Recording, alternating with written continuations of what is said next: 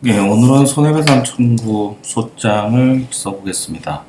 전제는 뭐냐면 인터넷상에서 누가 나한테 욕을 한 거예요. 그러면 그 욕에 대해서 먼저 형사적으로 고소를 합니다. 무욕죄로.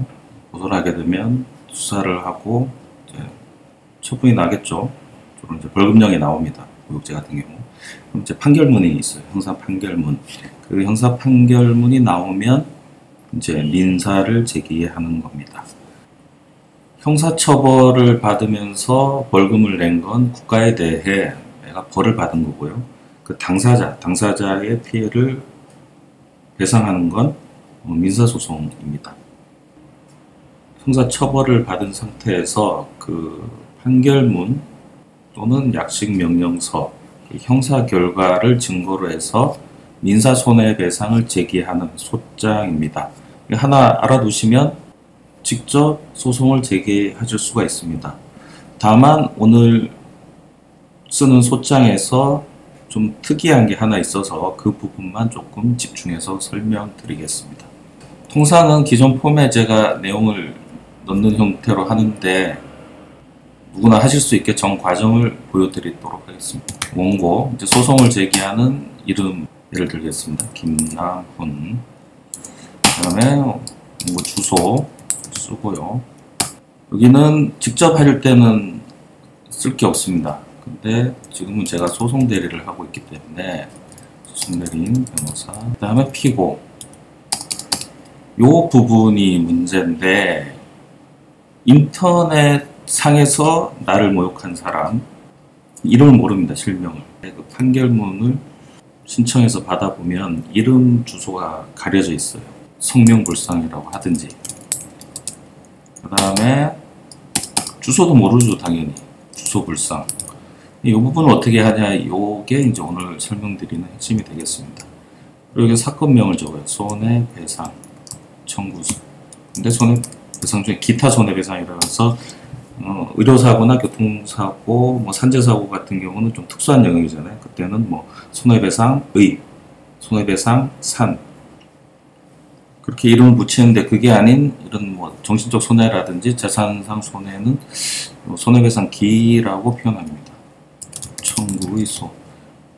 저걸 굳이 기 이런 거 구별 안 하셔도 돼요. 그냥 손해배상 청구의소 해도 됩니다. 아닙니다. 청구 취지는 간결하게 목적을 쓰는 거예요. 구구절절 내용을 쓰는 게 아니라 결국은 손해배상이라는 건 돈을 받기 위한 거기 때문에 나한테 얼마를 줘라, 이렇게 간결한 문장만 들어갑니다. 청구 취지는 나중에 주문으로, 판결 주문으로 들어가고, 그 판결 주문은 강제 집행할 때 집행관이 보는 내용이에요. 그래서 그 내용만 딱 보고도 집행관이 집행할 수 있을 정도로 간결하게 쓰는 겁니다. 이건 그냥 요 틀을 그냥 알아두세요. 피고는 원고에게 내가 피해본 정신적 손해를 저기다 적습니다. 이거는 얼마를 하세요라고 제가 정해드릴 수 있는 건 아니에요. 인터넷 글의 내용에 따라 횟수 얼마든지 달라질 수 있는 겁니다.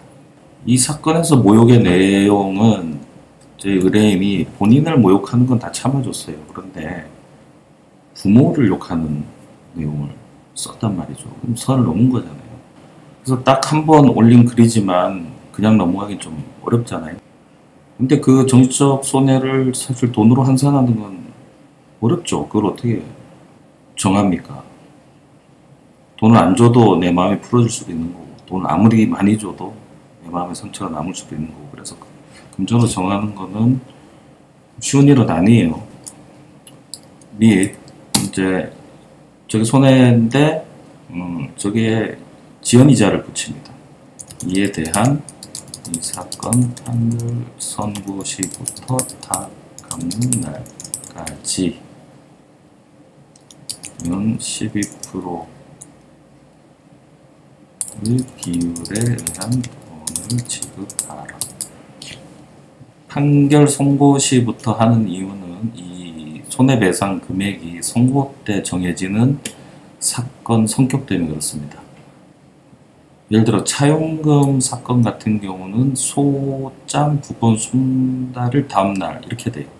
소송 제기하면 빨리 주라는 건데, 이런 손해배상 같은 경우는 맡겨놓은 돈이 아니라 이제 판결에 의해서 정해지니까 지연 손해를 소장 접수 시부터 정하는 건 적절치 않은 겁니다. 그래서 판결 선고 시부터 얼마가 될지 모르겠지만 그때부터 줄 때까지 연 12%, 소송 촉진법에 있는 이율입니다.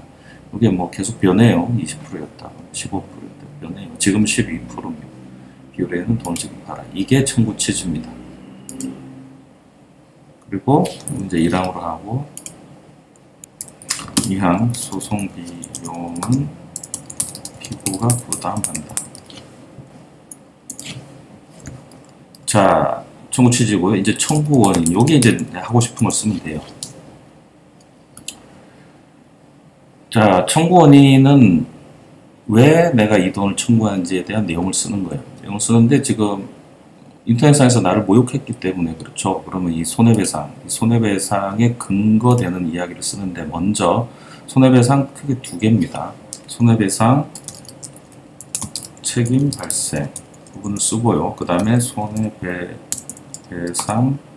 범위, 이렇게 두 가지로 쓰면 됩니다. 일단 책임이 발생해야 되거든요. 책임 발생은 위법한 행위라 해야 됩니다. 근데 그 위법성을 만약에 형사 재판이 없었다면 증명해야 되지만 지금 형사 판결문이 있기 때문에 이 부분은 간편하게 넘어갈 수가 있는 거예요. 그러면 여기에 판결문 내용을 쓰면 돼요. 그래서 위법한 행위를 했으니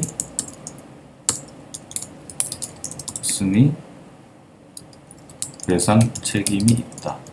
이렇게 하고요. 손해배상 범위 얼마, 내가 폐륜, 좀 이따 살 붙여보고 일단 구조만 한번 해보겠습니다. 그러면 청구 원인을 썼으니까 청구 서류, 원고니까 갑재 1호증, 형사 판결문, 이렇게 붙이면 돼요.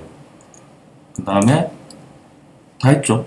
다 했으니까 날짜 7월 6일, 그 다음에 법원, 금전청구는 원고 주소지도 되는데 제가 재판 다니기 좋은 피고 주소지로 했습니다.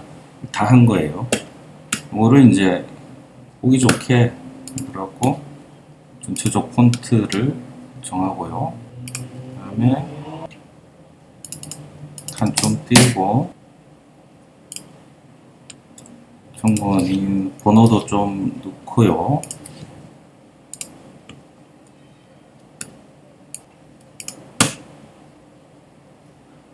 자, 이렇게 폼이 됐죠. 이렇게 하면 됩니다. 살만 붙이면 돼요. 판결문 기재 비애비엠이 어쩌고저쩌고 로 인해 원고가 정신을 운전 매우 악질적이고 이로 인해 한계를 넘었습니다. 되어야 할 것입니다. 통상 인정되는 금액보다 약간 많게 쓰는 게 제일 좋습니다. 여기는 그냥 하나 예니까 금액에는 너무 집중하지 마세요. 금액이 많아지면 또 인지대가 많아집니다. 그리고 금액을 크게 썼는데 너무 적게 인정받으면 차익만큼의 소송비용을 물어줄 수도 있어요. 그래서 금액을 합리적으로 적절하게 이걸 조절을 할 필요가 있습니다. 자, 됐죠? 이게 소장, 원고, 청구 취지, 청구 원인, 내용, 이렇게 쓰면 됩니다. 여기에 이제 저는 더 살을 붙일 거예요. 붙일 건데 여러분들이 할 때 굳이 살 안 붙여도 상관없습니다. 저는 제가 소송하기 편하기 위해서 살을 붙이는 거거든요. 자, 여기서 문제는 이제 이 소장을 제출하면 법원이 이걸 당선한테 보내야 되잖아요, 피고. 근데 이름도 모르고 주소도 모르잖아요. 이 부분, 이걸 어떻게 해소할 건가 하는 부분입니다. 피고 인적사항을 특정해야 되는데 내가 지금 모르잖아요. 일단 모르는 부분은 이렇게 불상으로 해서 일단 소장을 제출해요. 제가 소장을 제출하면서 동시에 뭘 제출하냐면 사실조회 신청을 같이 합니다.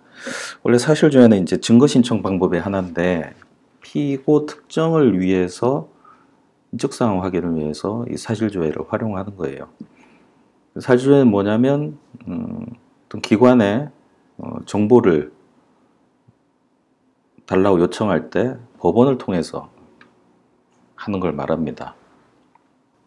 지금 내 소장을 접수한 재판부에 내가 이런 정보가 필요하니 어디에다가 물어봐 주세요. 이렇게 신청서를 내면 이 법원이, 지금 소장 낸 접수한 이 법원이 그걸 그 기관으로 보내서 답을 받아요.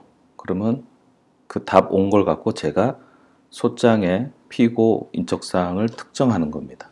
이렇게 이루어져요. 그럼 지금 피고 인적사항이 어디 있죠? 여러분, 어디 있습니까? 일단 법원에 판결문이 있으니까 법원에도 있을 거고, 또 그 형사 기록 있잖아요. 지금 형사 재판이 끝나서 판결까지 나왔잖아요. 그러면 이 재판할 때 형사 기록, 이게 어디 있습니까, 지금? 재판이 끝난 소송 기록은 검찰청에 보관을 해요. 그러면 지금 검찰청 그 기록, 그 사건 기록에 피고의 인적사항이 있잖아요.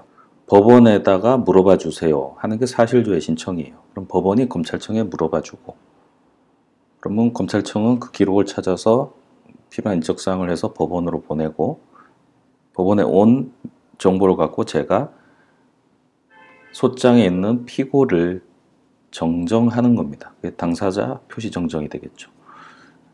그렇게 정정하고 나면 이제 법원이 그 피고한테 이 소장을 이제 보내는 거예요. 그럼 피고가 이제 답변서를 제출하고, 이래서 소송이 진행되는 겁니다.